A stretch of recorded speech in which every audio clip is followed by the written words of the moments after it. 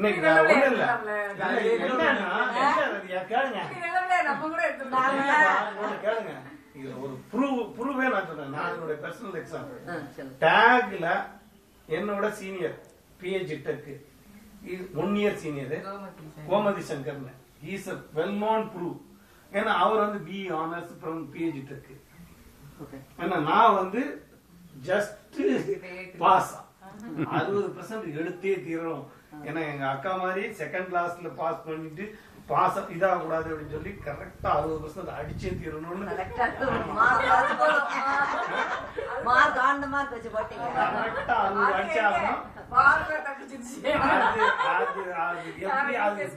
என்னன்னு சாம பேர்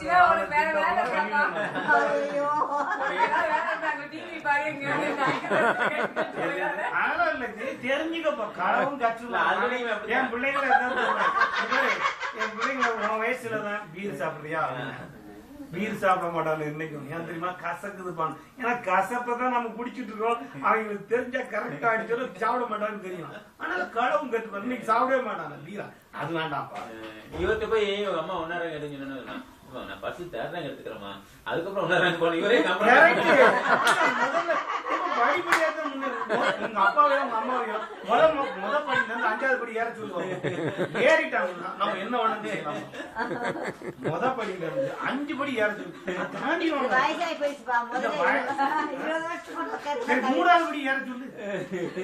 முத படியில இருந்து 3வது படி கால் வைக்க சொல்லி நீ வச்சுக்க. அவங்களால வைக்க முடியுமா? ஆனா நீ 10வது ரேங்க்ல இருந்து 2வது ரேங்க் வந்துடலாம் தெரியுமா? அதனால